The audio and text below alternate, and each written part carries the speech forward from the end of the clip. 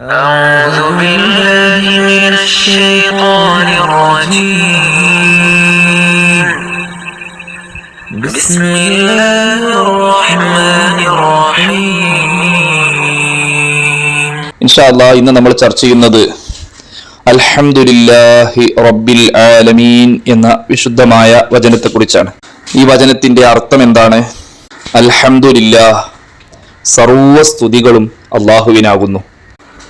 റബ്ബിൽ ആലമീൻ, ലോകത്തിന്റെ പരിപാലകനായ, ലോകത്തിന്റെ റബ്ബായ, ലോകത്തിന്റെ പരിപാലകനായ അല്ലാഹുവിനാകുന്നു സർവസ്തുതികളും എന്നതാണ് ഈ വചനത്തിന്റെ പ്രത്യക്ഷത്തിലുള്ള അർത്ഥം. അയാള് സ്വന്തം ഇഷ്ടപ്രകാരം ചെയ്ത നല്ല കാര്യങ്ങളുടെ മേലിൽ പ്രകീർത്തിക്കുന്നതിനാണ് ഹംദ് ചെയ്യുക എന്ന് പറയുക. ഈ ഹംദ് യഥാർത്ഥത്തിൽ 4 രൂപത്തിലുണ്ട്. അള്ളാഹുവിനെ തന്നെ സ്തുതിക്കും, അഥവാ സൃഷ്ടാവായ അള്ളാഹുവിനെ തന്നെ സ്തുതിക്കുന്നത്.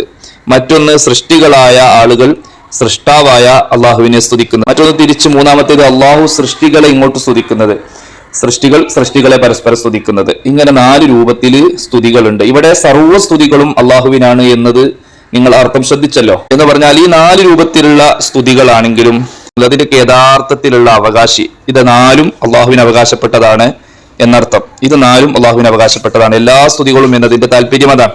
എന്ന് പറഞ്ഞാൽ സൃഷ്ടികളായ നമ്മൾ ഒരാളും ഒന്നിന്റെയും അവകാശികൾ അല്ല, നമ്മൾ ഒന്നിന്റെയും സൃഷ്ടാവുകളും അല്ല. അള്ളാഹുവിന്റെ തീരുമാനപ്രകാരം അവൻ തന്ന കഴിവുകൊണ്ട് ഉണ്ടാകുന്നതാണ് എല്ലാം. ഇനി ഈ അൽഹംദുലില്ലാ എന്നുള്ള വചനം, ലോകത്ത് ആദ്യത്തെ മനുഷ്യൻ ആദം നബി അലൈഹിസ്സലാം ആണല്ലോ, അവരാദ്യത്തെ പ്രവാചകനുമാണ്. ആ ആദിമ മനുഷ്യനായ ആദം നബി അലൈഹിസ്സലാം ഏറ്റവും ആദ്യം പറഞ്ഞ വാക്ക് അൽഹംദുലില്ലാ എന്നതാണ്. ആദം നബി അലൈഹിസ്സലാം ആകുന്ന ആദിമ മനുഷ്യൻ ആദ്യമായി പറഞ്ഞ വാക്ക് അൽഹംദുലില്ലാ എന്നതാണ്. ഇനി നമ്മുടെ അവസാനം സ്വർഗമാണ് വിശ്വാസികൾക്ക്. ആ സ്വർഗത്തിലും അവസാനമായി പറയുന്ന വാചകവും അൽഹംദുലില്ലാ എന്നതായിരിക്കും. ഇത് ഖുർആനിൽ പരാമർശിച്ച കാര്യമാണ്. അപ്പോൾ ആദിമ മനുഷ്യനായ ആദം നബി അലൈഹിസ്സലാം ആദ്യം പറഞ്ഞതും ഇനി സ്വർഗത്തിലെത്തി വിശ്വാസികൾ ഏറ്റവും അവസാനമായി അവർക്ക് പറയാനുള്ളതും ഒക്കെ അൽഹംദുലില്ലാ എന്നതാണ്. തുടക്കവും ഒടുക്കവും ഒക്കെ അൽഹംദുലില്ലയാണ് എന്നർത്ഥം. അൽഹംദുലില്ലാ എന്നത് അള്ളാഹുവിനെ സ്തുതിക്കലാണ്. എത്രത്തോളം അള്ളാഹുവിനെ സ്തുതിച്ചുകൊണ്ട് ആ വചനങ്ങൾ നമുക്ക് പറയാൻ സാധിക്കുമോ അത്രയും നല്ലതാണ്. നമ്മൾ മനസ്സിലാക്കേണ്ട ഒരു കാര്യം, സ്വർഗത്തിലേക്ക് പോകുന്ന ആളുകൾ എന്ന് പറഞ്ഞാൽ ഒരു തെറ്റും ജീവിതത്തിൽ ചെയ്യാത്തവർ എന്നല്ല, മറിച്ച് നന്മയും തിന്മയുമുണ്ട്. നന്മകളും തിന്മകളും തൂക്കപ്പെടും. അങ്ങനെ തൂക്കുമ്പോൾ നന്മയുടെ ഭാഗത്ത് കനം തൂങ്ങിയ ആളുകളാണ് സ്വർഗത്തിലെത്തുക. അല്ലെങ്കിൽ അപ്പൊ ആ നന്മയുടെ ഭാഗം കനം തൂങ്ങുവാൻ വേണ്ടി എന്തൊക്കെ പണികൾ കഴിയുമോ അത് നമ്മൾ ചെയ്യുക. അൽഹംദുലില്ലാഹി തംലഉൽ മീസാൻ, മീസാൻ തുലാസ് നാളെ മഹ്ശറിലെത്തുമ്പോൾ നമ്മുടെ നന്മ തിന്മകൾ തൂക്കുമ്പോൾ മീസാനിൽ ഏറ്റവും കൂടുതൽ കനം തൂങ്ങുന്ന ഒരു വചനമാണ് അൽഹംദുലില്ലാ. അപ്പൊ എന്ത് സന്തോഷത്തിന്റെയും ഏത് ഘട്ടങ്ങളിലൊക്കെ നമ്മൾ പറയേണ്ടത് അൽഹംദുലില്ലാ. അൽഹംദുലില്ലാ എന്താ വിശേഷം? അൽഹംദുലില്ലാ റാഹത്താണ് എന്നാണ് നമ്മൾ പറയേണ്ടത്. ഇവിടെ നബി സല്ലല്ലാഹു അലൈഹി വസല്ലം തങ്ങൾ സന്തോഷമുള്ളപ്പോഴും വിഷമമുള്ളപ്പോഴും ഒക്കെ എന്തായാലും അൽഹംദുലില്ലാ അൽഹംദുലില്ലാ എന്ന വചനമാണ് പറഞ്ഞിരുന്നത് എന്ന്. അത് വലിയൊരു പരീക്ഷണം തന്നാൽ പോലും ആ പരീക്ഷണത്തിന് വിധേയനായ ഒരു വിശ്വാസി എന്നിട്ടും അൽഹംദുലില്ലാ എന്ന് പറഞ്ഞ് അള്ളാഹുവിനെ സ്തുതിക്കുകയാണെങ്കിൽ അവന്റെ എല്ലാ ദോഷങ്ങളും അത് കാരണം പൊറുക്കപ്പെടുമെന്ന് ഹദീസിൽ നബി സല്ലല്ലാഹു അലൈഹി വസല്ലം തങ്ങൾ പഠിപ്പിച്ചതായി കാണാം. അപ്പൊ ഇൻഷാ അല്ലാഹ് ഇവിടെ നിന്ന് അങ്ങോട്ട് നമ്മൾ ഭൗതികമായോ ആത്മീയമായോ ഉള്ള എന്ത് അനുഗ്രഹങ്ങൾ ലഭിക്കുമ്പോഴും നമ്മൾ അൽഹംദുലില്ലാ പറയാൻ മറന്നു പോകരുത്. ആരാധനകളുടെ തുടക്കത്തിലും ഒടുക്കത്തിലും ഒക്കെ നമ്മൾ എന്ത് ചെയ്യണം? അൽഹംദുലില്ലാ എന്ന് പറയണം. ഭക്ഷണം കഴിച്ചു കഴിഞ്ഞ ശേഷം അൽഹംദുലില്ലാ എന്ന് പറയണം.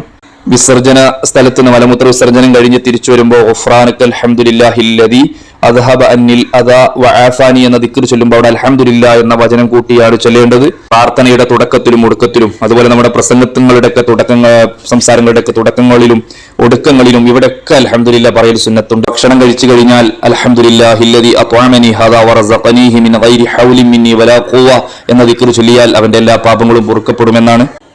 ചുരുങ്ങിയത് അൽഹംദുലില്ലാ എങ്കിലും നമ്മൾ ചൊല്ലുക. അതുപോലെ തന്നെ വസ്ത്രം നല്ലത് ധരിക്കുമ്പോൾ അൽഹംദുലില്ലാഹില്ലദീ കസാനി ഹാദാ വറസഖനീഹി മിൻ ഗൈരി ഹൗലിൻ മിന്നി വലാ ഖുവ്വ എന്ന പ്രാർത്ഥന പ്രത്യേകം സുന്നത്തുണ്ട്. അത് നമ്മുടെ പാപങ്ങൾ പൊറുക്കുമെന്ന് ഹദീസിൽ പറഞ്ഞിട്ടുണ്ട്. തുമ്മിയാല് അൽഹംദുലില്ലാ പറയൽ പ്രത്യേകം സുന്നത്തുണ്ട്. ഉറങ്ങാൻ കിടക്കുമ്പോൾ ഉറക്കത്തിൽ നിന്ന് ഉണരുമ്പോൾ ഒക്കെ അൽഹംദുലില്ലാ പ്രത്യേകം നമ്മൾ പറയാൻ ശ്രദ്ധിക്കണം. ഉറങ്ങി എണീറ്റ ഉടനെ അൽഹംദുലില്ലാഹില്ലദീ അഹ്യാനി ബഅദമ അമാതനി വഇലൈഹിൻ നുശൂർ എന്ന ദിക്ർ നമ്മൾ ചൊല്ലേണ്ടതാണ്. നല്ല സ്വപ്നം കണ്ടാൽ നമ്മൾ അൽഹംദുലില്ലാ പറയണം. ഇങ്ങനെ വിവിധ ഘട്ടങ്ങളിൽ അൽഹംദുലില്ലാ എന്ന് പറയുക. ഇത് മാത്രമല്ല, നമുക്ക് പറ്റാവുന്ന എല്ലാ സമയങ്ങളിലും അള്ളാഹുവിനെ സ്തുതിച്ച് അൽഹംദുലില്ലാ. നിസ്കാരത്തിന് ശേഷം 33 പ്രാവശ്യം അൽഹംദുലില്ലാ, അതൊക്കെ അറിയാലോ നമുക്ക്. ഇങ്ങനെയൊക്കെ നമ്മൾ ധാരാളം അൽഹംദുലില്ലാ എന്ന് നമ്മൾ നിരന്തരം പറഞ്ഞുകൊണ്ടിരിക്കുക. അത് വളരെ പുണ്യമുള്ള ഒരു കാര്യമാണ്. ഏത് ഘട്ടത്തിലും അള്ളാഹുവിനെ സ്മരിക്കുന്ന ഒരു സ്വഭാവം നമുക്കുണ്ടാവാൻ ഇത് കാരണമാകും. അതിന് ഏറ്റവും ഇഷ്ടപ്പെട്ട വചനങ്ങളിൽ ഒന്നാണ്. മാത്രമല്ല, നേരത്തെ നമ്മൾ പറഞ്ഞു, സ്വർഗത്തിലേക്ക് നമ്മൾ എത്തിക്കാൻ പറ്റുന്ന വചനമാണ്. ഇവിടെ ഓരോ വചനങ്ങളും വളരെ വിശദമായി സംസാരിക്കേണ്ടതാണ്. ചുരുക്കി പറഞ്ഞതാണ്. റബ്ബുൽ ആലമീൻ എന്ന് പറഞ്ഞാൽ ലോകത്തിന്റെ പരിപാലകനായ അള്ളാഹു എന്നാണല്ലോ. ഇവിടെ റബ്ബ് തെർബിയത്ത് എന്നൊക്കെ പറഞ്ഞാൽ പിന്നെ ഒരു വസ്തുവിനെ ഘട്ടം ഘട്ടമായി വളർത്തി പൂർണ്ണതയിൽ എത്തിക്കുക എന്ന അർത്ഥത്തിനാണ് റബ്ബ് എന്ന പദം ഉപയോഗിക്കുന്നത്. രണ്ട് ലോകത്തെയും അതിലുള്ള മുഴുവൻ വസ്തുക്കളെയും ഘട്ടം ഘട്ടമായി പരിപാലിക്കുന്ന അള്ളാഹുവിനെയാണ് യഥാർത്ഥത്തിൽ ഇവിടെ പരിചയപ്പെടുത്തുന്നത്. ഒരു ഉദാഹരണത്തിലൂടെ നമുക്ക് കാര്യങ്ങൾ മനസ്സിലാക്കാം. മനുഷ്യന്റെ അവസ്ഥകൾ നമുക്ക് പരിശോധിക്കാം. ബീജത്തുള്ളി, പിന്നീട് അത് രക്തത്തിന്റെ ആ കഷ്ണം ഒരു മാംസകഷ്ണമായി മാറുന്നു. പിന്നീട് അള്ളാഹു സുബ്ഹാനഹു വ തആല രൂപം പടക്കുന്നു, അതിലേക്ക് റൂഹ് ജീവൻ നൽകുന്നു. പിന്നെ ഉമ്മയുടെ ഗർഭപാത്രത്തിൽ വളരുന്നു. അപ്പോൾ പൊക്കിൽ കൊടിയിലൂടെ ഭക്ഷണം അള്ളാഹു നൽകുന്നു. പുറത്തേക്ക് വന്ന കുഞ്ഞ് പിന്നെ മുലപ്പാൽ കുടിച്ചുകൊണ്ട് വളരുന്നു.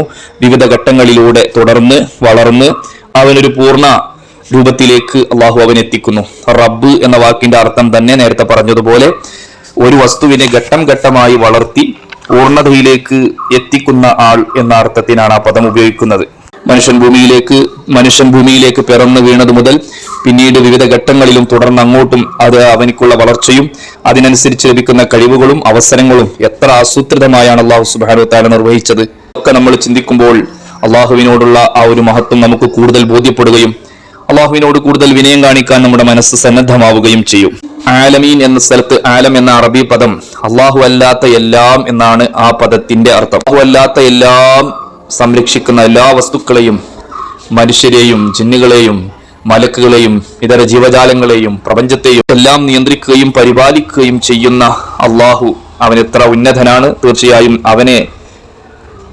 ആ അള്ളാഹുവിനെ സ്തുതിക്കുവാൻ നമ്മൾ ബാധ്യസ്ഥരാണ് എന്ന ഒരു ഉൾപ്പൊരുളാണ് ഈ വചനത്തിലൂടെ നമ്മൾ മനസ്സിലാക്കുന്നത്. ഏതായിരുന്നാലും ഈ അനുഗ്രഹീതമായ വചനത്തെക്കുറിച്ചും അതിന്റെ ചെറിയ രൂപത്തിലുള്ള ഒരർത്ഥവും അത് വിവിധ ഘട്ടങ്ങളിൽ ഉപയോഗിക്കേണ്ട സന്ദർഭങ്ങളെക്കുറിച്ചുമുള്ളൊരു ചെറിയ ക്ലാസ്സാണ് ഇന്ന് നമ്മൾ ഇവിടെ നിങ്ങൾക്ക് മനസ്സിലാക്കി പറഞ്ഞു തന്നത്. അള്ളാഹു സുബ്ഹാനഹു വ തആല ജീവിതത്തിൽ പകർത്തുവാനും ആശയ അർത്ഥങ്ങൾ ഉൾക്കൊള്ളുവാനും നമുക്ക് തൗഫീഖ് നൽകുമാറാവട്ടെ. ആമീൻ. അസ്സലാമു അലൈക്കും വറഹ്മത്തുള്ളാഹി വബറകാതുഹു.